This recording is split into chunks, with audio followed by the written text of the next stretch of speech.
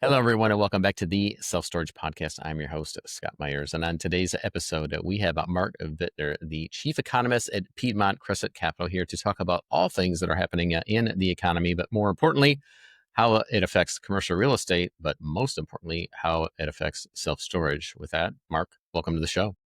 Great to be with you.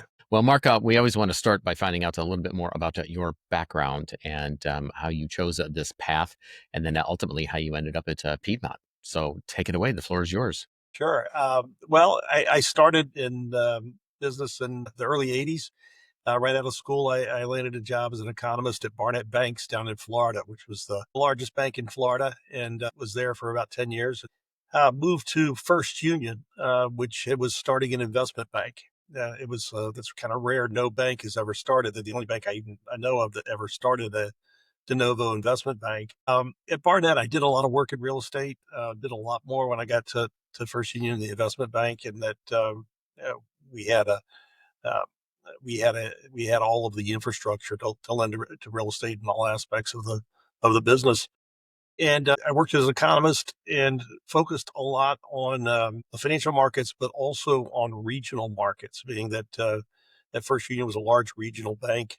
About half of all the houses that are built, now it's about 70%, are built in the southern United States. They were largely a southern bank. First Union became Wachovia, acquired Wachovia and took the Wachovia name, and then stumbled in the financial crisis, was acquired by Wells Fargo. I worked there all in, put about 30 years in at the First Union, Wachovia, Wells Fargo, and then retired to start my own business, something that I've always wanted to do, which is called Piedmont Crescent Capital. At Piedmont, what we do is we have a fractional economist practice where we work with a relatively small group of companies, about 7 different companies, as a fractional economist. Also do public speaking and work with a lot of people on one-off projects.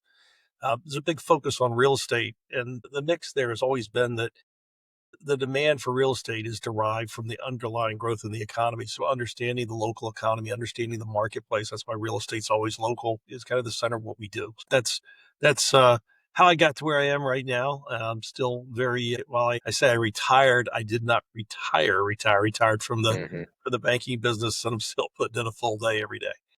Yeah. Yeah. Good for you. Well, it's never too late to start your own gig, is it? No, and it's one of those things that if I didn't do it, I think I would have regretted it. So Hmm. it's Hmm. just one of those things, and I'm just so happy I did. It is a lot of fun, and Hmm. I've got a really good boss. Yeah, good. That's always good to know. So before we dive into where we find ourselves in this market cycle right now and really discuss the economy, how would people reach out to you, and what would be the reasons? I think most people here on the podcast in Storage Nation here understand, why we hire a fractional CFO. It's because we can't afford to bring one in, in house full time, or a fractional CPA, or some of these other areas in the C-suite. But tell me why somebody would reach out to you as an economist and then hire you as a fractional or for part-time. What are the services that they would receive in exchange for you working with their company? Well, that varies, but I mean, the easiest way to reach out and kind of get a feel for it is just to go to piedmontcrescentcapital.com, and you can go to the website, and they write a lot of publications that are out there that are there. And I would say that the target audience has always been the CFO or corporate treasurer. It's been kind of that mindset. But in terms of a fractional economist, a lot of companies don't have an economist. Economist uh, used to be, it was a function of the industrial age. And Hmm. a lot of businesses had economists because they were use them to help forecast their cost of their inputs and what the market Hmm. would be when they were selling their products.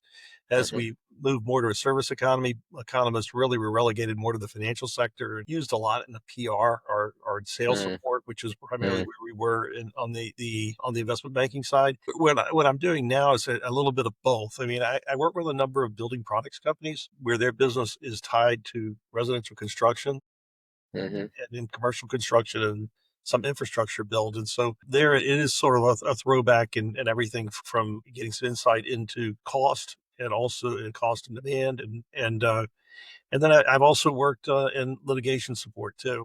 People are concerned that in publicly traded companies, that companies should have known something about the economy, that should have known more about the economy when things took a turn and their business plan didn't anticipate it. So there's that element too. There's a whole host of regulatory issues that some folks want, and then I'm also the aspect of simply sales support, where I am working with a number of financial institutions, meeting with their real estate clients to talk about what's happening in their specific markets. So, as it pertains to the market and where we are right now, let's dive in and talk about commercial real estate in general before we dig into self storage. I read a little bit about what you've put out recently, and you still feel that real estate is overpriced, that the values are a little bit too high. And so, let's talk a little bit about why you think that is. And I think I know that before we get on here, we were still talking about the confusing relationship of cap rate versus interest rates. But let's get your take on where and why you feel that commercial values are a little bit high in this market. Well, I think the biggest problem or the way that we got into the problem with prices being overvalued, properties being overvalued, is that we had this low interest rate period for a long time, and it enabled people to really look at properties as a lottery ticket.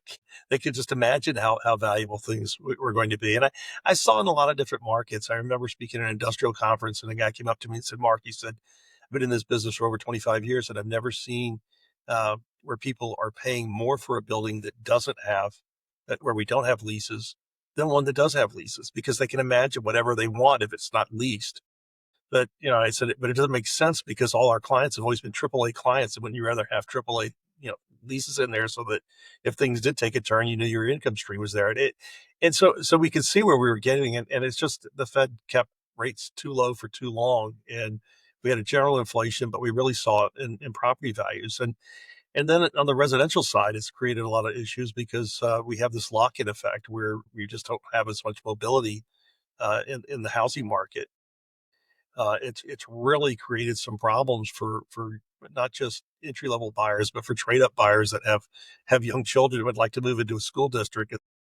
There's a family of empty nesters there that's sitting there with a 3% mortgage that's just not going to move, and so there's a real shortage for desirable homes, and that's cutting into mobility. I don't have a quick answer as to how that's going to solve. I think it's something that we're gradually going to work our way out of. In storage, we've seen, I've been involved in office buildings. I've been involved in multifamily, parking lots, industrial, as well as self storage. And what I've seen over the years is that it seems like self storage is usually lagging when cap rates are moving in one direction or another, say a little more rapidly than in a stable economy or stable environment. And typically, when cap rates are going up, self storage cap rates have, in general, in commercial real estate, self storage cap rates have remained a little bit lower, and I think it's the inverse to what you had just mentioned, which is not in a good economy where interest rates are going down, and therefore the cap rates are as well, and values are going up, even if it is empty. But with self storage, even though the leases are short term, they're month to month, we know the average tenancy, but we know that they're going to backfill because it is more of a recession resistant industry. And so it seems that the knowledge of typical investors out there, and I would dare to say perhaps even brokers, they know that they can still price self storage facilities in terms of from a cap rate standpoint, putting it out there to market at a lower cap rate, even when cap rates are creeping up because interest rates are creeping up. Is this something that you've noticed? Is this an anomaly? Is this something that those of us that are paying attention to self storage have seen? How would you describe, why self storage acts a little bit differently than other asset classes? Well, I think that it reacts differently because there is a little bit more of a countercyclical element to it, and also that the shorter leases. I'd say that it's in there. It's a little bit like the hotel market, which tends to turn up ahead of, and not that they're exactly alike, but the hotel market is also one that behaves very differently. It tends to turn up Mm-hmm. sooner and the apartment market tends to turn up sooner, because it really comes to the lease turnover. So I guess everything in life and it is comes down to the risk adjusted and the Mm-hmm. expected rate of return. And so I do think that the timing of that income stream is probably what's driving the cap rate, Mm-hmm. the timing of the cap rate turn. So, what are you seeing right now in terms of where we're headed, say, for the balance of the year, looking at where you think interest rates are going, and what does that mean specifically for the self storage sector? We have Storage Nation here. We're always looking for to get a leg up. Everybody's wondering when to move. For those of us that aren't moving, and we are right now, we're building that in, knowing that interest rates are going to go down a little bit, and we'll get some upside and some value push from that. However, there's an awful lot of folks that are sitting on the sideline, whether it be passive or active investors. What are you seeing specifically in the market with regards to interest rates, valuations, and timing of jumping back into the market again? Well, we are seeing that interest rates are coming down, market rates are coming down, and really a successful turn for the Fed in terms of beginning another interest rate cycle would be for Hmm. them to follow the market down because they're in a tricky spot right now. They don't want to cut rates and look like they're capitulating to Trump. If they do that, the Hmm. dollar is going to Hmm. get hammered and then long Yeah. rates will go back up. So that would be self-defeating. So they Hmm. need to make it clear that they're cutting interest rates for the right reason. The jobs report just looked horrible. The Hmm. numbers that we got for July, and they've been looking weaker all year, and we've been writing about that consistently. And one of the things that's concerned me for a long time has been that all of the job growth is coming from a narrow subset of industries, mainly the healthcare sector. Now, a little Hmm. bit social services, healthcare, social services are lumped together. That's childcare, which is largely is counted in social services. Hmm. But whatever it is, there are alternative sources of employment data. ADP, for example, which is a Hmm. large payroll processor, and when you look at their industry data, which comes from a larger survey than the BLS actually does, they don't show that job growth in healthcare. It may be a mirage. And that's one of the Hmm. reasons why when job gains are narrower, we get a little nervous. And I suspect that the employment numbers for the last couple of months may actually have been negative. Typically, if you have 2 months of declining non-farm employment, you're in recession. So the Fed's probably a Hmm. little bit behind the curve. Certainly, the tariff turmoil and all that uncertainty that we've seen is a bit of a unique situation. There Hmm. doesn't seem to be anything structurally broken in the economies. A lot of people come up with analogies involving an airplane. Is it going to be a soft landing, a hard landing, which is not necessarily a crash? It's just a hard landing, Hmm. I guess. And I kind of feel like we might be set up for like a touch and go, where we have this period of slow growth that we are in the middle of right now. But just a little bit of a relief in interest rates, just 75 basis points from the Fed by the end of the year. You bring mortgage rates down to between 6 and 6.5%. Hmm. Hmm. I think it doesn't light a fire into the housing market, but it takes a lot of stress off of it, and we get a little bit more activity, and that drives a whole lot of activity. Then Hmm. we get the tariff. This is what has to happen. There's still a lot of things that have to happen for things to go right. We get the tariff uncertainty behind us, which I think Hmm. we're a lot closer to that, and we get that behind us. I think that we see an uptick in business investment. We have a decent year next year. So our forecast has been a little bit more pessimistic about Hmm. 2025 and a little more optimistic about 2026. Not, not looking for the economy to rocket back, but we have growth closer to 2% next year, growth closer to 1% this year, and I may be charitable with that 1%. Hmm. Hmm.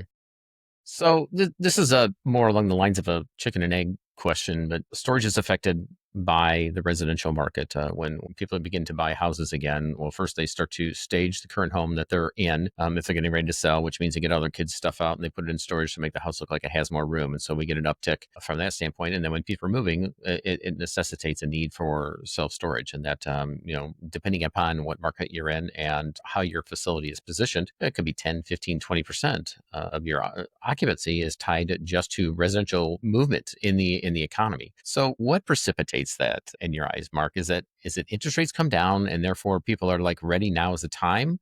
Or is it the consumer confidence rises from other factors in the economy unrelated to interest rates, so where they see the jobless rate is stabilized, and or the tariff situation is stabilized and we're done? Is it just lack of volatility and them folks that are watching the news that they feel like, well, everything seems to be status quo and I don't see any surprises coming out of left field, so now may be the time to move? It doesn't look like we're going to get in trouble by being too bullish right now. Does that question make sense? It makes sense. It's a little bit of both, and I wouldn't say a little bit of both, it's a lot of both, Mhm. but you have to have the right mix. I mean, lower interest rates by themselves wouldn't cause the economy to turn around. I mean, we saw that in the middle of the Mhm. pandemic. I mean, if Mhm. everything is getting higher in the world, you get very low interest rates. Folks are concerned about their jobs, and it's not so much it's not so much that we're seeing a lot of layoffs. We're just seeing that hiring is throttled back, and Mhm. companies are holding on to workers. They don't want to let people go because it's been so hard. They've gone through a long period where it's been hard to replace them.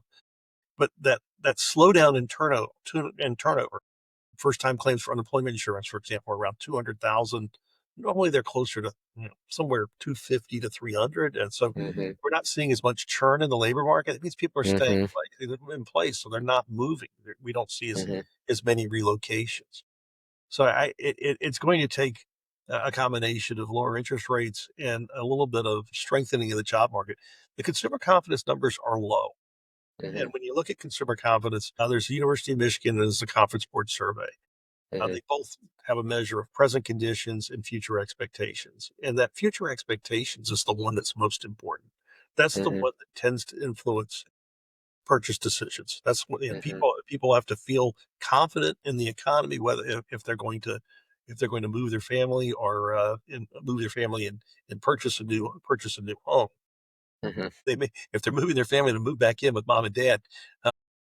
That's a whole other story, and that doesn't have the same implications for the economy. But I don't think that's something that's going to turn around the minute the Fed cuts rates. So then they cut Mhm. rates in September. They follow it up with another cut in October and then another one in December. That's what we've got. We're probably talking about a meaningful improvement in the economy sometime around April of next year. Mhm. That's when should start looking a little bit better. And it may show up a little bit sooner in the data, but I don't think it's going to show up. I don't think people are going to feel it in their day-to-day lives until right around then. So maybe we get a decent spring selling season next year in Mhm. the housing industry.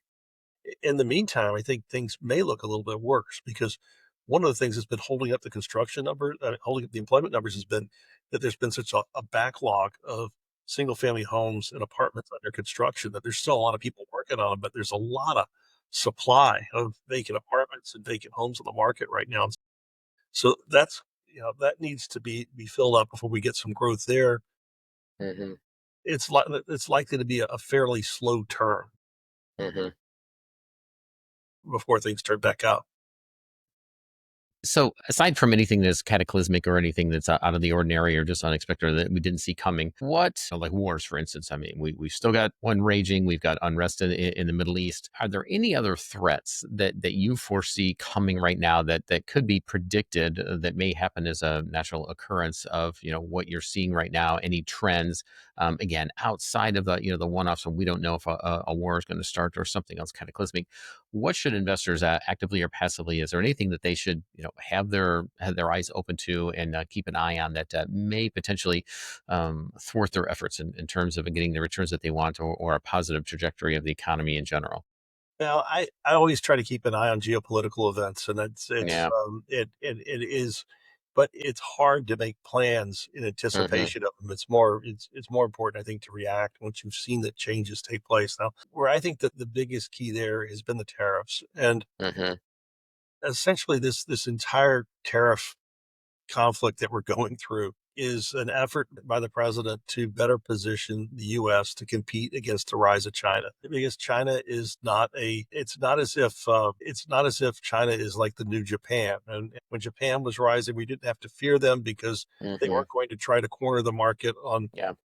key materials. They weren't going to meddle and try to disrupt capitalism throughout the world. And that's what's going on there. And so when people see these incredible trade deals that are done with the EU Hmm. and the Hmm. pressure that's being put on Canada and Mexico, I would just take into account, say, okay, what's the end game here? The end game here is to set the table for a better negotiation with China. Hmm.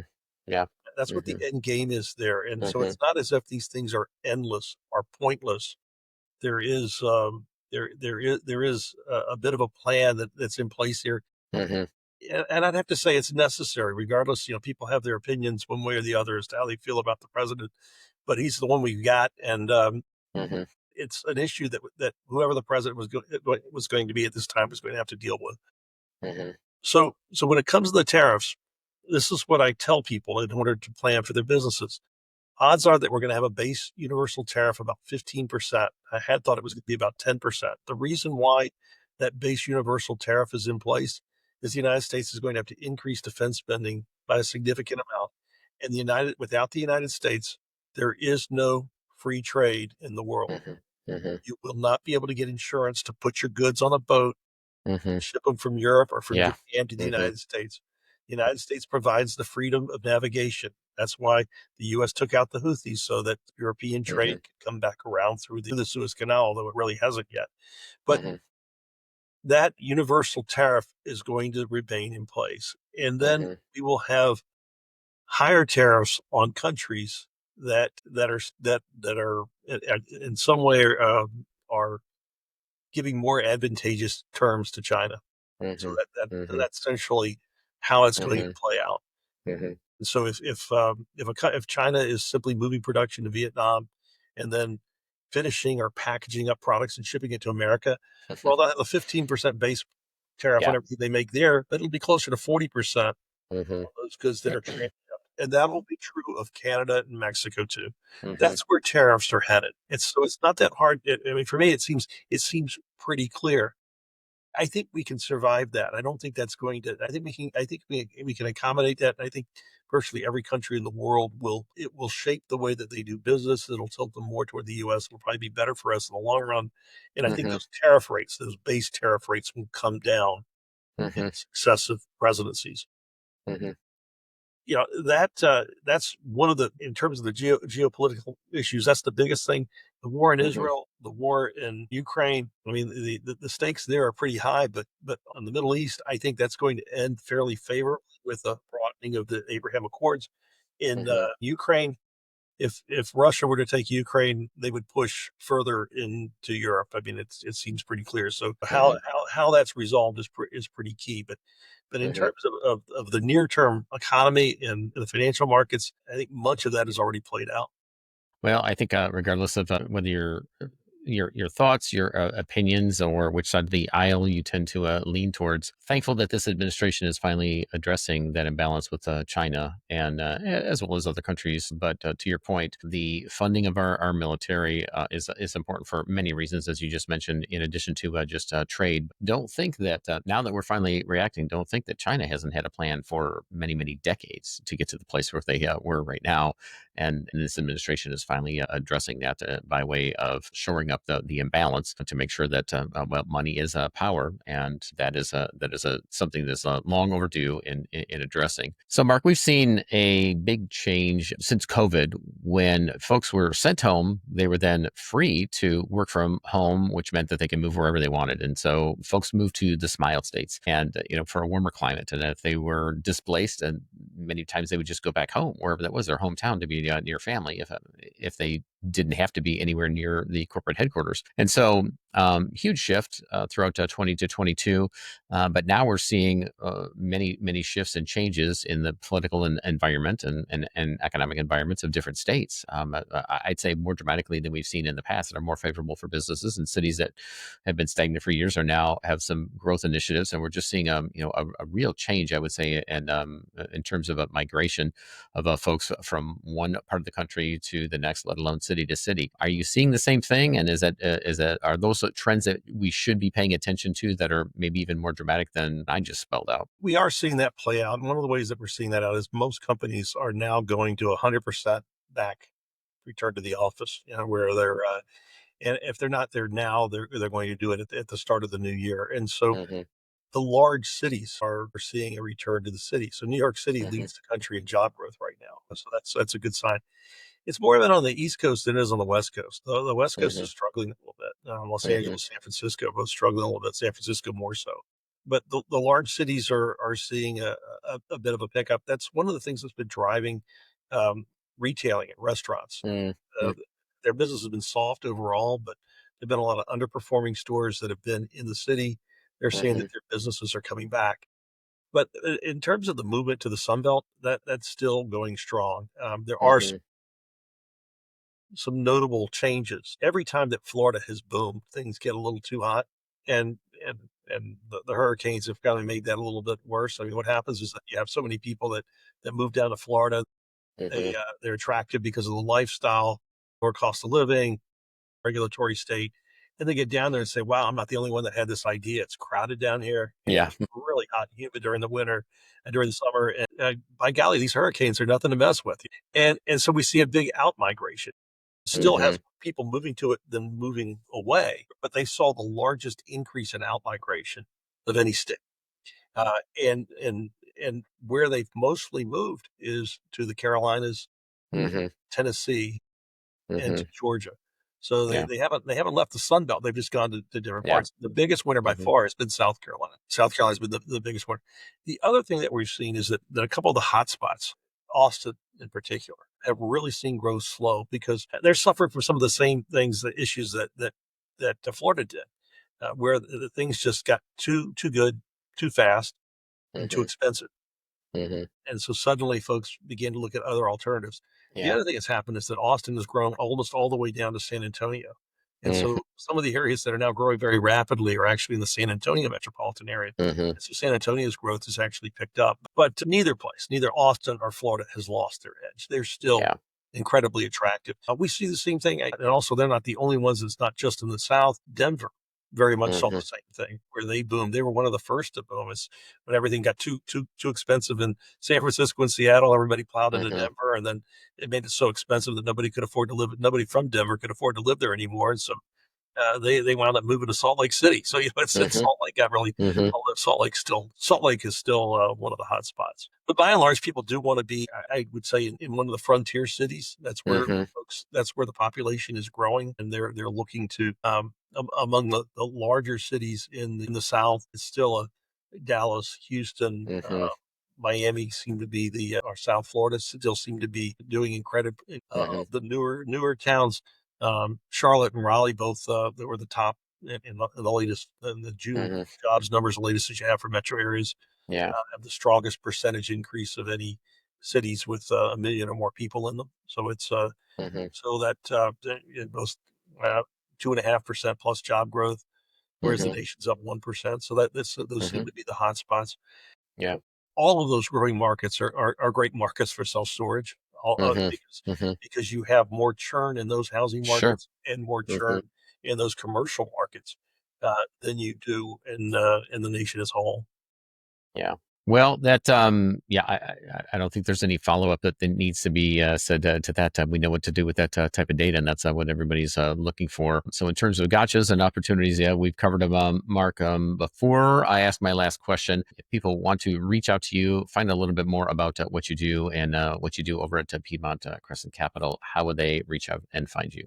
Well, the website is PiedmontCrescentCapital.com. You can also reach out to me just at mark.vitner at PiedmontCrescentCapital.com. We keep things very straightforward. Hmm. And I try to be pretty accessible. Yeah, I think that the reports that we put out there, they don't have to be very long. I mean, Hmm. they're Hmm. their brevity is something that we strive, but there's a lot Hmm. of information in them, Hmm. and I have a fairly unique perspective. One of the things reasons I wanted to go out on my own is I didn't want to be held back by anybody. I mean, I want to be I want to be restrained in terms of what my views are. So I've always been when people have asked me to come and speak, they say, "Well, we always like Mark because he tells us exactly what he thinks is going to happen." I mean, I can't guarantee it'll be right, but I will tell you exactly what I think is going to happen.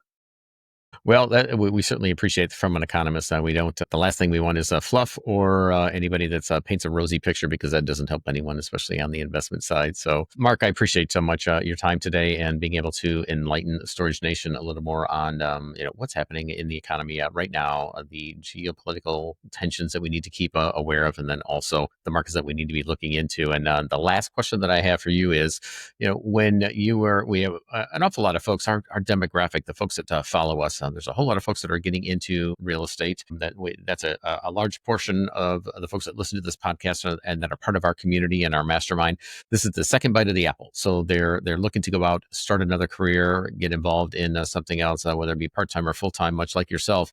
What is some of the best advice that you were given once you exited from the banking world and then into this world of being a fractional economist? Well, I I think that there are two bits of advice. One was to listen to your clients, listen to what they, the people, which they said, well, I don't have any clients yet. They said, well, listen to the people that you want to be your clients so that you can Mhm, anticipate their needs, and then don't overcommit. mm, It's mhm, because they said when you get out and you start out, you're so willing to get started that you take on work, feel like you need to take on work, and you don't want to overdo it because you don't want to lose the creativity and the unique perspective that you bring mhm.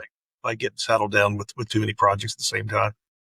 Yeah, fantastic. Very, very, very sound advice, Mark. So, Storage Nation, you have been hanging out with one of the best and most well-respected economists in the country with regards to commercial real estate and how we can apply the things that an economist like Mark can give to us, the information he can give to us to apply it to our investment portfolio. So, with that, Mark, thanks so much for your time. Looking forward to seeing you again on a follow-up episode very soon. Great. It's great to be with you.